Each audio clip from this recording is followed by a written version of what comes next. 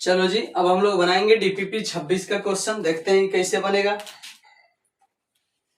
Question number first में लिखा है, क्वेश्चन नंबर फर्स्ट में sec inverse x plus cosec inverse x बराबर व्हाट। ये फॉर्मूला है, sec inverse x plus cos inverse x बराबर पाई/2 होता है। आईटीएफ का फॉर्मूला है, क्लियर हो जाना चाहिए आप लोगों को। 2 नंबर क्वेश्चन कर रहा है सेक इनवर्स 2 का मान बताओ।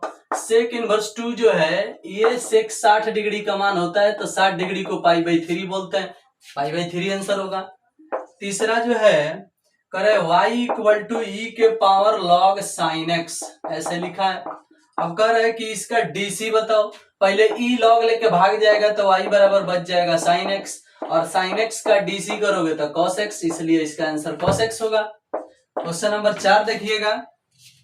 4 कर है कि y इक्वल टू ई के power log x square plus में 2x प्लस में 2, इसका डीसी बताओ। ये भी उसी तरह से ई लॉग लेके भाग जाएगा तो y बराबर बच जाएगा x square plus 2x plus 2। DC करोगे तो एक्स स्क्वायर का डीसी 2x और 2x का डीसी 2 और 2 के डीसी 0, तो 2x प्लस 2 इसका आंसर होगा। चलिए इसके बाद क्वेश्चन नंबर 5 देखिएगा। 5 कर रहा है साइन इनवर्स -1/2, इस तरह से है। अब साइन में 1/2 निगेटिव आ रहा है भैया, तो -पाई/6 आंसर होगा, क्योंकि साइन इनवर्स का माइनस बाहर हो जाता है और साइन में 1/2 का डिग्री का मान है भाई 30 डिग्री, तो पाई/6। क्वेश्चन नंबर 6 कह रहा है sine pi minus cos inverse x. अब बताओ भाई, आई साइन है, अब पाई/2 में से कॉस इनवर्स घट गया है, तो पाई/2 में से कॉस इनवर्स घटेगा तो साइन इनवर्स आएगा, तो बाहर साइन पहले से है, अंदर भी हो जाएगा साइन इनवर्स एक्स, क्योंकि आप जानते हो पाई/2 में से कॉस इनवर्स एक्स घटेगा तो साइन इनवर्स एक्स होता है। अब साइन साइन हट जाएगा तो आंसर एक्स आएगा। इस प्रकार से क्वेश्चन नंबर 6 भी क्लियर हो गया। 6 के बाद अब हम लोग देखेंगे 7, 8, 9, 10 ये सब कैसे बनेगा।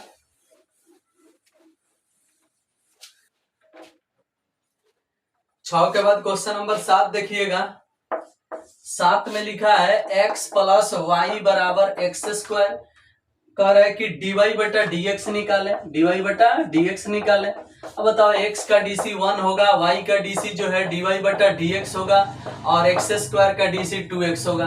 अब 1 उधर भेज दोगे तो dy बटा dx का मान आ जाएगा 2x माइनस 1, और यही आपका आंसर होगा। देख लो। अब इस प्रकार से क्वेश्चन नंबर 8 जो है लिखा है tan inverse 1 plus tan inverse 2 plus tan inverse 3।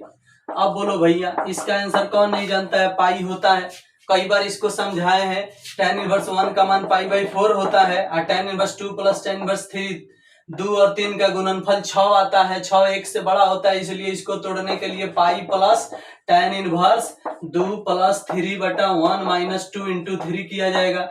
अब हल करोगे तो हाई माइनस पाई/4 आ जाएगा, हाई प्लस पाई/4 आ जाएगा, कट जाएगा, आंसर बच गया पाई, बड़ी आसानी से। अगर खाली इसको निकालना होता तो आंसर आता 3 पाई/4, खाली अगर इसको निकालना होता तो। लेकिन 1 2 3 अगर लाइन से है तो याद रखना इसका आंसर पाई आएगा, और बहुत इंपॉर्टेंट क्वेश्चन है। क्वेश्चन नंबर 9 देखिएगा। 9 में लिखा है sine inverse 1/5 plus cos inverse x बराबर 1, तो x का मान बताएं, बराबर में x का मान बताएं। अब एक बात बताओ भैया, साइन इनवर्स 1/5 है या कॉस इनवर्स x है? Sine inverse x plus cos inverse x बराबर पाई/2 होगा, तबे नु साइन पाई/2 का मान 1 आएगा।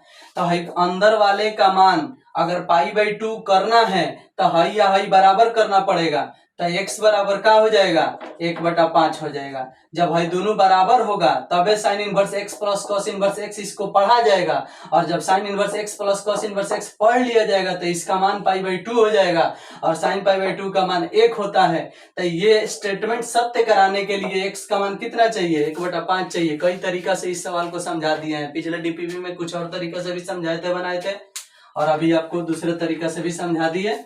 आंसर याद रखना 1/5 आएगा। इंपॉर्टेंट क्वेश्चन है, एनसीईआरटी का क्वेश्चन है, ठीक है। नेक्स्ट 10 नंबर क्वेश्चन कर रहे हैं, यदि ए कोई सममित अभिहु है तो ए डैश बराबर होगा। देखो ए सममित तो ए डैश भी सममित होता है, ये कोई बड़ी बात नहीं है। तो 10 का ऑप्शन नंबर ए सही है।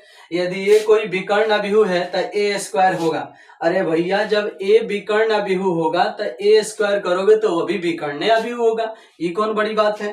तो विकर्णाभिहु का वर्ग करने से विकर्णाभिहु होता है, याद रखना, ठीक है। नेक्स्ट कह रहा है कि सभी अदिश अभिहु होते हैं। देखो सभी अदिश अभिहु एक प्रकार के विकर्णाभिहु होते हैं, कंफर्म है। सभी अदिश अभिहु एक प्रकार के विकर्णाभिहु होते हैं। अदिश अभिहु के लिए ये ना होता है 2 0 0 2, मतलब मुख्य विकर्ण के सदस्य समान होंगे तो अदिश अभिहु होगा, और मुख्य विकर्ण के सदस्य समान हो चाहे ना हो, बाकी सभी जीरो होगा तो वो विकर्णाभिहु होता है। तो अदिश अभिहु ऑलवेज विकर्णाभिहु होता है, अदिश अभिहु हमेशा विकर्णाभिहु होता है, लेकिन सभी विकर्णाभिहु कभी अदिश अभिहु नहीं होते, ऐसा हम पढ़ाए हैं। किसी एकांक का बिहु आई के लिए कौन सत्य है? बताओ, ये चौथा बार क्वेश्चन बनने जा रहा है 13 नंबर। किसी एकांक का बिहु आई के लिए कौन सत्य है? अब बताओ, ऑप्शन नंबर ए दिया है आई स्क्वायर बराबर 1, ऐसा दिया है। ऑप्शन नंबर बी दिया है आई डैश बराबर आई। ऑप्शन नंबर सी दिया है आई स्क्वायर बराबर 0। ऑप्शन नंबर डी दिया है नन ऑफ दीज, ऐसा दिया है। इसमें हाई वाला सही है भाई, आई डैश का मान आई होता है, आई डैश का मान आई होता है, इसलिए क्वेश्चन नंबर 13 भी आपका बन गया। चलिए 13 के बाद हम क्वेश्चन नंबर 14 पर विचार करते हैं। 14 कैसा है, आइए देख लेते हैं। 14 कह रहा है determinant of A does not equal to 0, तो ए इनवर्स का होल डिटर्मिनेंट क्या होगा? 1 बटा डिटर्मिनेंट ऑफ ए होगा, ये आंसर होगा।